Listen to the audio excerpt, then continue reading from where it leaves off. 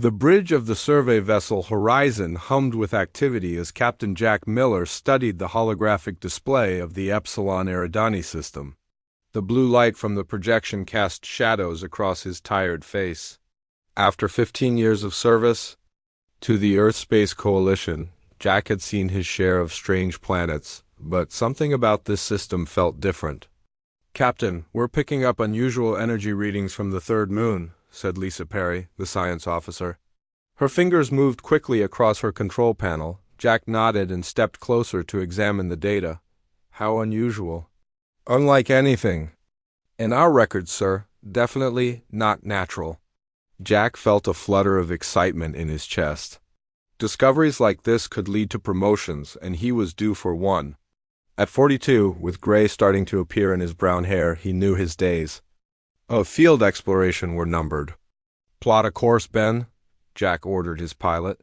"Standard approach. Let's see what we've found." The Horizon changed direction, its engines glowing as it moved toward the small, rocky moon. Jack contacted Mission Control back on Earth, informing them of the detour. The 20-minute delay in communications meant he wouldn't receive a response for some time. "Entering orbit, Captain," Ben said.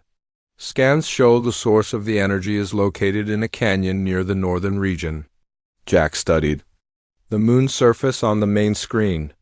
Barren and gray, it looked like countless other lifeless rocks they had surveyed. "Prepare the landing shuttle. Lisa, you're with me." "Sam, you'll handle the equipment?" Sam Boyd, the ship's engineer, grinned. "Yes, sir. I've been waiting to test the new scanner anyway." 40 minutes later, the small shuttle touched down on the moon's surface. Jack led his team of 5 into the canyon, their boots kicking up dust that settled quickly in the low gravity. The walls of rock rose high on either side, casting them in shadow. "The signal is getting stronger," Lisa said, checking her handheld device. "Just around this bend." When they turned the corner, everyone stopped. There, wedged between 2 large boulders, was a ship unlike any they had seen before. Its smooth silver hull gleamed despite the damage it had suffered. One section was completely torn open, revealing the interior. "Is that ... double quote," Sam began, his voice dropping to a whisper. "Alien vessel," Jack confirmed. His heart raced. First contact was something every explorer dreamed of, but few experienced. Everyone stay alert. Standard first contact protocols apply. They approached cautiously. The ship was about twice the size of their shuttle, with no visible propulsion system or weapons. The damage looked like it had been caused by weapons fire rather than a crash. "Captain, look at this writing," Lisa said, pointing to symbols etched into the hull. "Take pictures of everything," Jack ordered. "Sam, what's the structural integrity like?" Sam ran his scanner over the ship. "Stable for now, but there's a power source inside that's becoming unstable. We probably have about 30 minutes before something bad happens." Jack made a quick decision. "Lisa and I will check inside. The rest of you set up a perimeter and continue scanning from out here." The interior of the ship was cramped but surprisingly similar to human designs, with what appeared to be control stations and storage compartments. Most systems were dark, but one section glowed with a soft blue light. "Captain, over here," Lisa called out. Jack moved to her side and felt his breath catch. Inside what looked like a stasis chamber lay a humanoid figure. Blue skin that seemed to shimmer with an inner light. A slender body that appeared female, large almond-shaped eyes that were closed. She was injured. Dark purple fluid that must have been blood had dried on her side. "She's alive," Lisa said, checking her scanner. "But her life signs are weak." The ship groaned around them, and a small explosion from somewhere in the rear made them both jump. "Sam," Jack called into his communicator, "how much time do we have?" "Less than I thought, sir." Sam's voice came back, tense. "Maybe 10 minutes. That power core is destabilizing fast." Jack looked at the alien female in the stasis pod. Coalition protocols were clear: no interference with any sentient species without prior authorization. They were supposed to report back, wait for a diplomatic team, and proceed only with direct orders. But she would be dead by then. Another explosion rocked the ship, larger this time. Part of the ceiling collapsed nearby. "We need to leave now, Captain," Lisa shouted over the noise. Jack stared at the alien for one more second, then made his decision. "Help me get this stasis pod disconnected." Lisa's eyes widened. "Sir, that's against—" "I know what it's against. She'd die if we leave her. Now help me." Together, they worked to disconnect the pod from the ship's systems. It was surprisingly light once free, and they managed to carry it between them as they hurried. Out of the failing vessel, "Everyone back to the shuttle," Jack ordered as soon as they emerged. The rest of the team stared in shock at what they were carrying but followed orders quickly. They had just reached the shuttle when the alien ship exploded. The shock wave knocked them forward, but they managed to get inside with their unusual cargo. "Get us back to the horizon now," Jack ordered Ben, who was already firing up the engines. As the shuttle lifted off, Lisa turned to Jack. "Captain, you know what this means? You violated at least 6 different protocols." Jack looked down at the alien in the stasis pod. Her face seemed peaceful despite her injuries. "I know. The Coalition will have your rank for this." "Probably," he agreed. "But I couldn't leave her to die." Back aboard the Horizon, they moved the stasis pod to the medical bay. Dr. Alan Rogers, the ship's physician, examined their find with amazement. "I can treat her," he said after running several scans. "Her biology is different, but not incomprehensibly." "So, the stasis pod has kept her stable." "Do it," Jack said. "Captain," Dr. Rogers hesitated. "Once I take her out of stasis and treat her, there's no going back. The Coalition might have wanted to study the pod first, or she's not a lab specimen." Jack cut him off. "She's injured and needs help. That's all that matters right now." As Dr. Rogers prepared to treat the alien, Jack went to the bridge to face the consequences of his decision.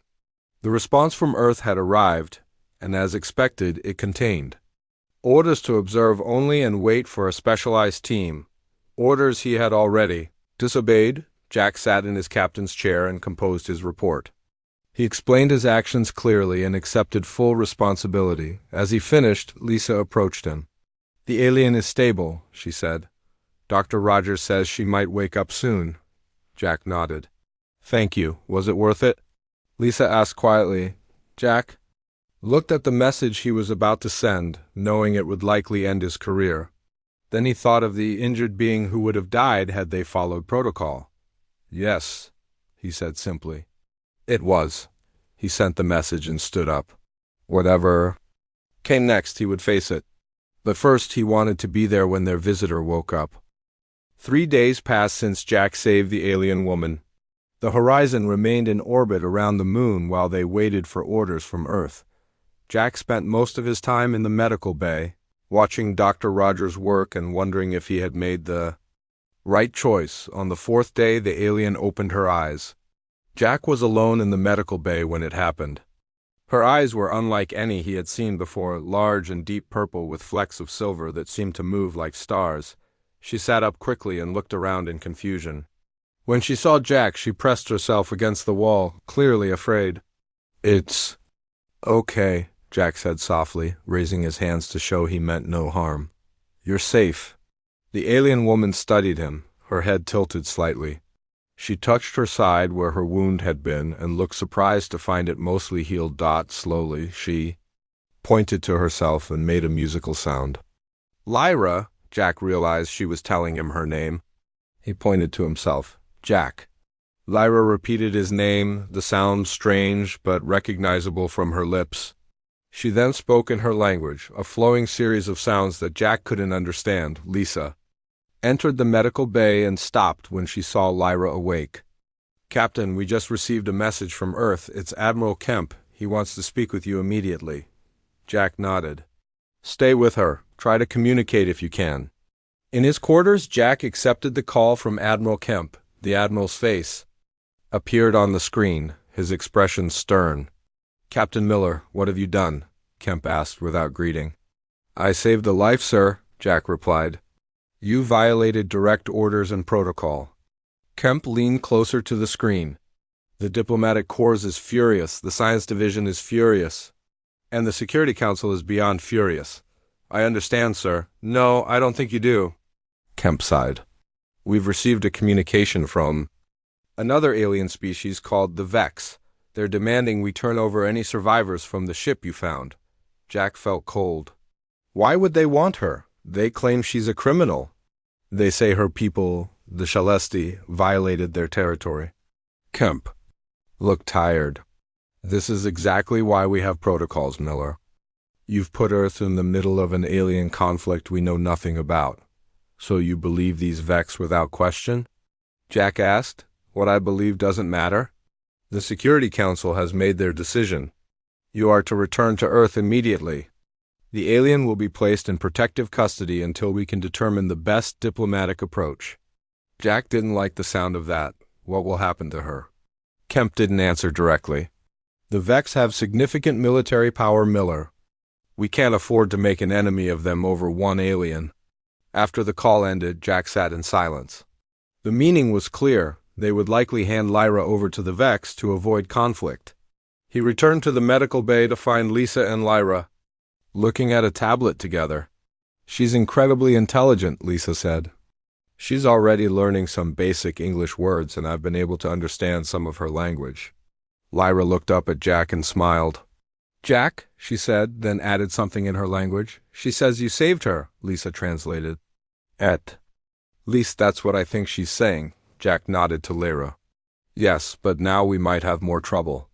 He explained the situation to Lisa while Lyra watched them, seeming to understand more than they realized. They can't just hand her over to the people who tried to kill her, Lisa said, outraged. They can, and they will. Jack paced the room. Politics and survival will outweigh one alien life every time. Lyra suddenly spoke up, her English broken but understandable. Vex ... kill my people. Jack and Lisa exchanged surprised looks. You understand us? Jack asked. Lyra nodded. Learn fast. COSTI ... learn fast. She pointed to the tablet. Show me stars. Lisa pulled up a star map on the tablet. Lyra studied it, then pointed to a star system far from Earth. Home, she said. Need go home. Warn my people. Jack felt the weight of decision on his shoulders again. If what Lyra said was true, the Vex were the aggressors, not the Shalesti. Handing her over would be sending her to her death. That night, as the horizon began its journey back to Earth, Jack couldn't sleep. He kept thinking about Lyra and what awaited her. Around midnight, he made his decision. He went to Sam's quarters and knocked quietly. When Sam opened the door, Jack spoke in a low voice. I need your help, Sam let him in. What's going on, Captain? I can't let them take Lyra, Jack explained the situation. They'll hand her over to the Vex, Sam thought for a moment. What are you planning? Something that will end my career for sure. Jack looked his old friend in the eye. I need to get her off this ship before we reach Earth. To Jack's surprise, Sam nodded without hesitation. The auxiliary shuttle has enough range to reach the outer colonies. I can make sure it's fueled and ready. You understand what I'm asking? This could mean trouble for you too, Sam shrugged. You saved my life on Mars 3 years ago. I never forgot that. Next, Jack went to Olivia Grant, the communications specialist. Like Sam, she agreed to help, offering to create a distraction. In the communications system, when the time came by morning, their plan was set. They would wait until the Horizon made its last scheduled stop at the Ganymede station for supplies. During that time, Jack would take Lyra to the auxiliary shuttle and escape. When Jack explained the plan to Lyra, she placed her hand on his. Why help me? Lose everything? Jack considered the question. His career, his reputation, his future, all would be gone after this. Because it's the right thing to do. 2 days later, as the Horizon docked at Ganymede, Jack's heart raced. He had packed a small bag with essentials and left a letter of resignation in his quarters. He went to the medical bay where Lisa was helping Lyra dress in human clothes. It's time, he said. Lisa hugged him. Be careful, Jack. They'll come looking for you. I know, he turned to Lyra. Ready? Lyra nodded, her purple eyes determined. Ready? They made their way through the ship's corridors, careful to avoid the crew. When they reached the shuttle bay, Sam was waiting. Everything's ready, he said. Shuttle is fueled and the bay doors are set to open on your command. Just then, alarms began to sound throughout the ship. Olivia's voice came over Jack's communicator. They know. Someone reported seeing Lyra outside the medical bay. Security is on the way. Jack looked at Sam. Go. Get back to your post. Deny everything. Sam hesitated, then nodded and ran. Jack took Lyra's hand and they rushed to the shuttle. As they climbed in, the bay doors began to close. Someone was overriding Olivia's commands. Hold on! Jack shouted as he fired up the engines and aimed for the narrowing gap. The shuttle scraped through the bay doors with a horrible screech of metal, but they were free as they flew away from the horizon. Jack saw his career, his life, everything he had worked for disappearing behind them. Beside him, Lyra placed her hand on his arm. Thank you, she said simply. Jack set course for the outer colonies. They were fugitives now, but they were alive. And for the moment, that was enough. The small shuttle drifted through space, its engines running on minimal power to avoid detection. Inside, Jack stared at the navigation screen, plotting their course to the outer colonies.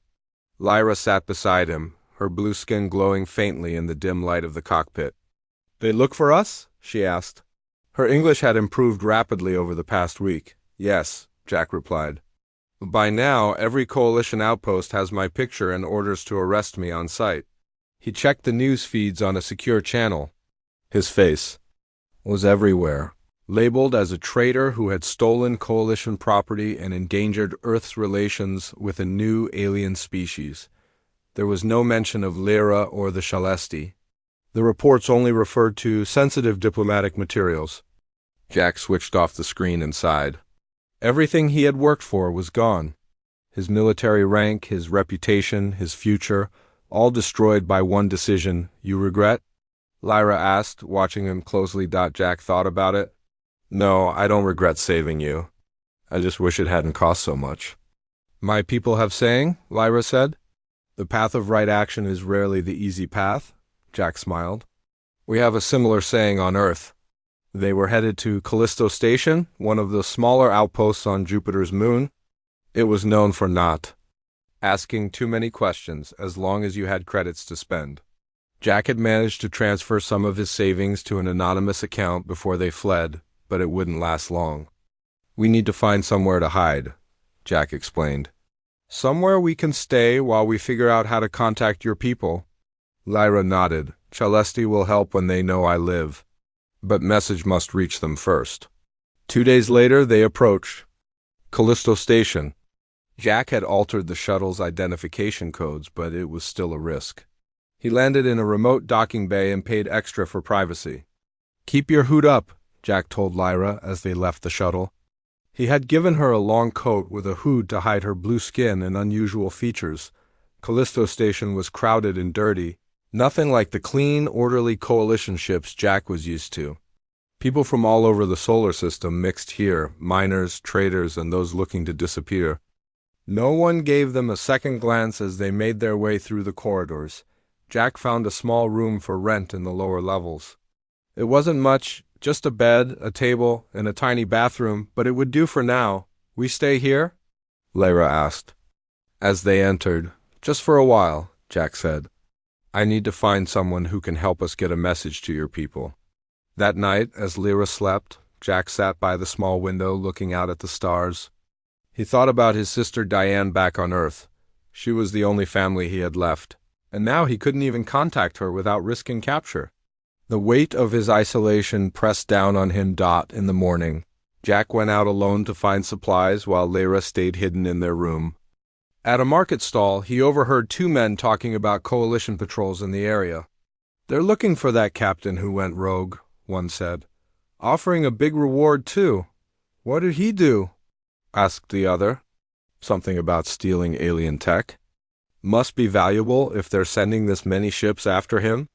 Jack pulled his cap lower and moved away. The coalition was getting closer. They needed to move on soon. When he returned to their room, he found Lyra studying a small device she had taken from her pocket. What's that? He asked, setting down the supplies. Celesti communicator, she explained. Not working now, need parts to fix. Jack examined the device. If we could get this working, you could contact your people? Yes, send message across stars. Tell me what parts you need. I'll try to find them. Over the next few days, Jack scavenged the station for the components Lyra needed. It was risky. Some of the parts were unusual enough to draw attention, but he had no choice. While searching for the final piece, Jack spotted a Coalition security officer showing his picture to a station guard. It was time to leave. He hurried back to their room. We need to go, now. They packed quickly and slipped out through the back corridors of the station. Just as they reached the docking bay, an alarm sounded. They found us, Jack said. Run. They sprinted toward their shuttle, but a security gate slammed down, blocking their path. They were trapped. This way, Jack grabbed Lyra's hand and pulled her down a side passage. They found themselves in a cargo loading area where workers were loading a large transport ship. Jack approached one of the workers. We need passage out. Where's this ship headed? Mining colony on Europa, the man said. But it cost, Jack. Handed over a credit chip. Will this cover it? The worker glanced at the amount and nodded. Cargo holds that way. Find a spot and stay quiet. They hid among large containers in the ship's hold. As the cargo doors closed, Jack heard security officers searching nearby. Then the engines rumbled to life, and they were moving. That was close, Jack whispered. Lyra nodded, her eyes wide with fear. Too close. During the journey to Europa, they huddled together in the cold cargo hold. Jack gave Lyra his jacket to keep her warm. As they sat in the darkness, Lyra began to tell him about her home. Celesti world is beautiful, she said. Tall crystal cities that sing in the wind, oceans that glow at night with living light. Jack listened, imagining a world so different from Earth, yet filled with wonders. Why were you near Earth? He asked. I was messenger, diplomat, sent to learn about humans. Lyra's voice grew sad. Vex attacked because they fear Celesti and humans becoming friends. They fear our combined strength. Are your people peaceful? Yes, we fight only to defend. But Vex ... She shook her head. Vex take what they want. Destroy what they cannot take. Jack understood then why the Coalition's decision to hand Lyra over had been so wrong. They had chosen the wrong side out of fear. I will help you get home, he promised. Somehow. Lyra took his hand, her skin cool against his. Jack already helped more than he knows. Saving one life is saving all life. In that moment, something changed between them. Jack had lost his world, but in Lyra's eyes he saw the possibility of a new one. The ship landed on Europa the next day. They slipped away from the cargo hold unnoticed and found themselves on a frozen world of ice and underground habitats. The mining colony was even rougher than Callisto Station, but it was far from Coalition control. They found shelter in an abandoned storage unit. As Jack worked to heat the space, Lyra assembled her communicator with the parts he had gathered. It works? He asked when she activated it. Yes, she said, her face lighting up with hope. Now we call for help. Call my people. As the small device hummed to life, sending its signal across the vast distances of space, Jack realized that despite everything he had lost, he had gained something too, a purpose beyond the uniform he once wore, and a connection he never expected to find so far from home. 2 weeks passed on Europa. Jack and Lyra waited for a response to her message, but none came. They had moved to a small room above a repair shop owned by a man, Joe Carter. Joe had given Jack work-fixing equipment in exchange for the room. And no questions asked, Jack returned to their room after a long day of work. His hands were dirty and his back hurt, but he had earned enough credits to buy food for another week. He found Lyra by the window, staring at the stars. Still no answer? He asked. She shook her head. Maybe signal too weak, maybe too far.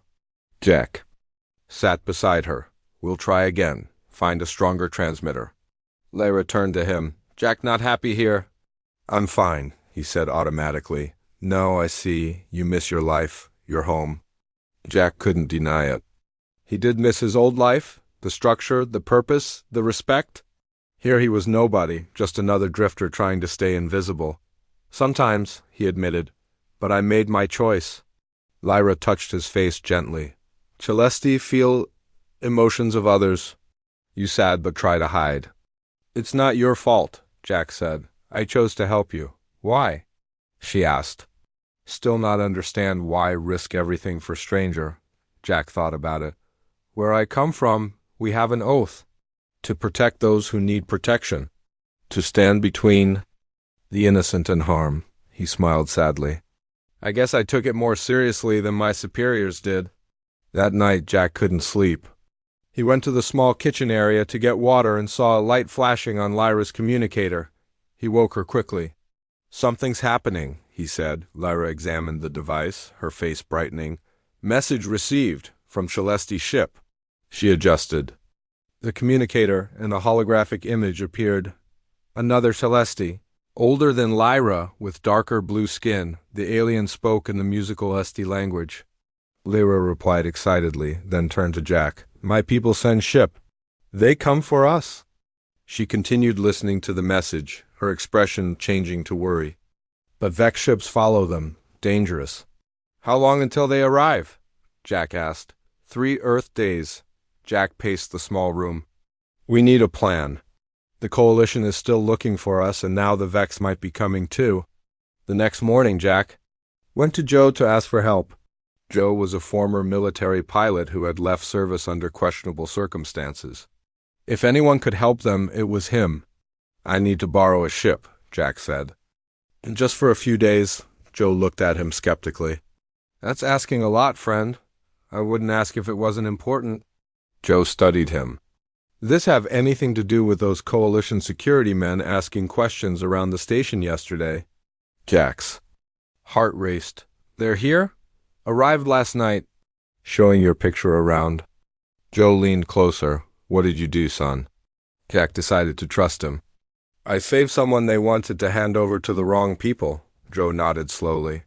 The blue girl. I've seen her in your window. Not human, is she? No, and her people are coming. To help her, but we need to meet them away from here. Joe was quiet for a long moment. I've got a small scout ship. Not much, but it'll get you to orbit. He reached into his pocket and pulled out a key card. Take it. Consider it payment for fixing that impossible engine last week. Jack took the card, grateful. Thank you. I won't forget this. Just don't. Get caught? I don't need Coalition trouble. Jack hurried back to their room to tell Lyra about the ship.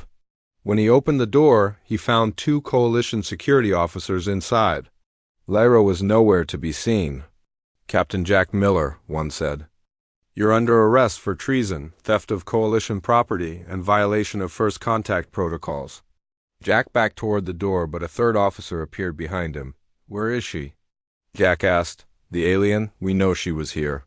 The officer looked around the room. Tell us where she's hiding, and things will go easier for you. Jack felt a small sense of relief. They hadn't found her yet. I don't know what you're talking about. The officer struck him across the face. Don't play games, Miller. Admiral Hayes wants you and the alien brought in immediately. Jack recognized the name. Peter Hayes had been his mentor at the academy. Now he was leading the hunt for them. The officers began to search the room. Jack watched helplessly, blood trickling from his lip. Then he saw movement at the window. A flash of blue dot. Suddenly the lights went out. In the darkness, someone grabbed Jack's arm and pulled him toward the window. It was Lyra. She had been hiding on the ledge outside. Run, she whispered. They climbed down the building's exterior, the shouts of the officers echoing above them. When they reached the ground, they ran through the narrow streets of the colony. Joe's ship, Jack gasped. We need to get to the docking bay. They reached the docking bay, but Coalition officers were already there, guarding the entrance. There must be another way in, Jack said, looking around desperately. Lyra pointed to a maintenance hatch nearby. There. They squeezed through the small opening and found themselves in a service tunnel that ran beneath the docking bay. Jack led the way, following the sound of engines until they reached another hatch that opened into the main hangar, Joe's. Ship was there, a small, battered scout vessel with faded markings. They made it halfway across the hangar floor when alarms began to sound. They've found us, Jack said. Run, They sprinted for the ship as security doors began to close around the hangar. Jack swiped the keycard and the ship's hatch opened. They climbed inside just as officers burst into the hangar. Weapons drawn. Jack started the engines, his hands moving quickly over the unfamiliar controls. The ship lifted off the ground as shots rang out, some hitting the hull with metallic pings. "Hold on," Jack called to Lyra as he pushed the engines to full power. The ship shot forward, through the hangar doors and out into the open air of Europa. As they climbed toward space, Jack saw coalition ships in pursuit. He pushed the small scout ship harder, hoping it would hold together. "Can you contact your people?" he asked Lyra. "Tell them to meet us sooner?" Lyra worked with her communicator. Yes, sending new coordinates. They left Europa's orbit with the coalition ships still in pursuit. Jack weaved through the asteroid field surrounding Jupiter, using the rocks for cover. One by one, the larger coalition ships fell back, unable to follow their dangerous path. Finally, they were alone in space, drifting among the stars. Jack set the autopilot to take them to the new meeting coordinates and slumped back in his seat. Exhausted, Lyra looked at his bleeding lip and bruised face. "You hurt. I'll be okay." She touched his face and Jack felt a strange warmth spread from her fingers. The pain began to fade. "What are you doing?" he asked in wonder. "Celeste can heal." "Small gift of my people," she smiled. "For you who gave so much for me." As she worked, their eyes met. In that moment, Jack realized that what had begun as duty had become something more. Despite everything he had lost, he had found something he never expected, a connection that crossed the stars. Joe's small scout ship drifted through the darkness of space. Inside, Jack checked the fuel levels with growing concern. They had enough for another day, maybe two, but not much more. Lyra sat beside him, monitoring her communicator. "Any word from your people?" Jack asked. "Yes, they come. But Vex ships follow." Lyra's face showed worry. "And coalition ships also coming this way." Jack stared out at the stars. They were caught between three forces now, the Celeste trying to rescue them, the Vex hunting Lyra, and the coalition hunting him. Their chances of escape seemed slim. "How many coalition ships?" he asked. "3, big ones." Lyra looked at him. "Led by someone named Hayes." Jack nodded grimly. "Admiral Hayes was determined to catch them. We need to hide until your people arrive." They found a small moon orbiting a gas giant. Its surface was covered in ice, with deep canyons that could hide their ship from scanners. Jack landed in one of these canyons and powered down all systems except life support to avoid detection. In the dim emergency lighting, Jack and Lyra waited. The temperature inside the ship dropped as the hours passed. Jack gave Lyra his jacket again, but she insisted on sharing it, sitting close beside him for warmth. "Jack," Lyra said softly, "if we not survive... "We'll survive," he interrupted. "If we not," she continued, "want you to know something. My people have bond called eternal. Debt, when one saves life of another, they connected forever."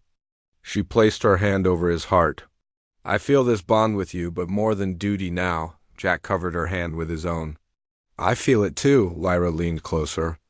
"Among my people, this feeling has name that means heart that beats with another." "Heart. On Earth," Jack said, "we call it love." Their faces were close now, their breath visible in the cold air. Slowly, they moved toward each other. Their lips met in a gentle kiss that seemed to warm the ship around them. A sudden alarm broke the moment. Jack rushed to the control panel. Multiple ships entering the system. He activated the scanners, careful to keep the power low. 3 coalition ships approached from one direction. From another, a sleek silver vessel unlike anything Jack had seen before. "Celeste ship," Lyra confirmed, her face bright with hope. But there was a third group, 5 dark, angular ships moving fast. Their design was aggressive, with weapons clearly visible. "Vex," Lyra whispered fearfully. Jack watched as the Vex ships moved to intercept the Celeste vessel. The coalition ships held back, observing but not interfering. "Your people are outnumbered," Jack said. "Need to help them." Lyra's voice was determined. "Must warn them."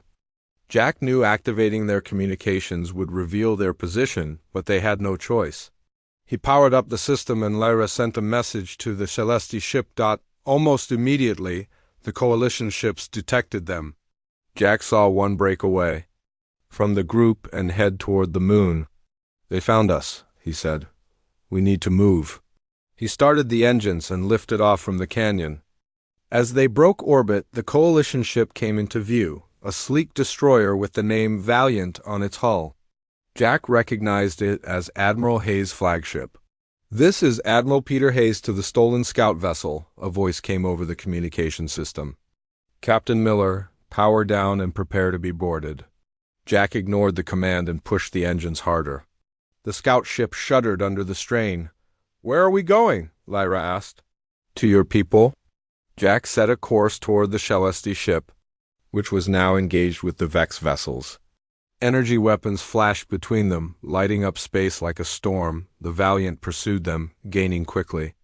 A warning shot passed just over their bow. "Captain Miller, this is your last warning." Hayes' voice came again. "Stand down or we will fire." Jack opened the communication channel. "Admiral Hayes, listen to me. The Vex are the aggressors here. The Celesti are peaceful. If you help the Vex capture Lyra, you're making a terrible mistake. Return to the Valiant." "Immediately, Captain. That's an order." "I can't do that, sir." Jack looked at Lyra. Some orders should not be followed. He closed the channel and continued toward the battle.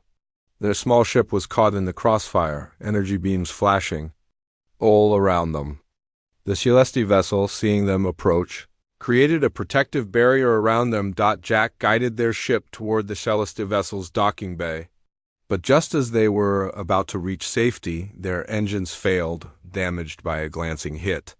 From a Vex weapon, they drifted, helpless, as the Valiant moved to intercept them. "We were so close," Lyra said sadly. Jack took her hand. "I'm sorry." Suddenly, the Celesti ship emitted a bright pulse of energy that temporarily disabled all other vessels in the area. In that moment, a beam of light enveloped Jack and Lyra's ship, pulling them into the Celesti vessel's docking bay. They had escaped, but only for the moment. The Coalition and Vex ships would recover soon. Inside the Celesti ship, they were greeted by others of Lyra's kind. They spoke rapidly in their musical language, embracing Lyra with joy. One of them, clearly a leader, approached Jack and bowed deeply. "I am Taryn, commander of this vessel," he said in perfect English. "You saved Lyra, daughter of our High Council. Our gratitude is beyond measure." "The Vex and my people are still out there," Jack said, "and neither of them will give up easily." Taryn nodded. "We must resolve this conflict now before more are hurt." The Celesti leader opened a communication channel to both the Coalition and Vex ships. On the screen, Jack saw Admiral Hayes' stern face alongside a gray-skinned reptilian Vex commander. "Attention," Taryn said. "We have recovered our diplomat and her human protector. We wish to end this conflict peacefully." The Vex commander hissed. "The human has stolen what is ours. We demand his surrender." "Captain Miller has violated numerous laws," Hayes added. "He must be returned to Earth for trial." Lyra stepped forward. "I will speak." She addressed both commanders. "The Vex attacked my ship without provocation. They seek to prevent alliance between humans and Celesti because they fear our combined strength." She turned to Hayes. "The human saved my life when others would have abandoned me. He showed the true spirit of humanity, courage, compassion, sacrifice." Jack watched in amazement as Lyra presented evidence from her ship's records, data showing the Vex had been the aggressors all along. She revealed that Vex agents had been secretly bribing Coalition officials to ensure Lyra would be handed over to them. Admiral Hayes' expression changed as he saw the evidence. "Is this true?" The Vex commander snarled and cut the communication. The Vex ships began powering weapons again. "They will attack," Taryn warned. Hayes made his decision. "Valiant to all Coalition vessels. Protect the Celesti ship. The Vex are hostile forces." The battle that followed was brief but intense. With the Coalition now fighting alongside the Celesti, the Vex were quickly overwhelmed. They retreated, vanishing into the darkness of space. Later, aboard the Valiant, Jack stood before Admiral Hayes in the ship's conference room. Lyra and Taran were with him. "You disobeyed direct orders, Miller," Hayes said sternly. "Stole Coalition property? Fled from authorities?" "Yes, sir," Jack acknowledged. Hayes sighed. "But you also prevented a serious diplomatic mistake and exposed Vex's infiltration of our government." He looked at Lyra. "And you saved an important ally. What happens now, sir?" "You're pardoned for your actions, but your military career is over." Hayes shook his head. "Too many regulations broken to ignore." Jack nodded, accepting the decision. Taran spoke up. "The Celesti would welcome Jack Miller as our first human ambassador. His actions have proven his character." Jack looked at Lyra, who smiled at him with love in her purple eyes. He had lost his old life, but found a new one filled with possibilities he had never imagined. "I accept," he said simply. As the Celesti ship prepared to depart, Jack stood with Lyra on the observation deck, watching Earth grow smaller. In the distance, her hand was warm in his. "Was it worth it?" she asked, echoing a question from long ago. "Losing everything?" Jack looked at her, then back at the receding blue planet. "I didn't lose everything," he said softly. "I found you."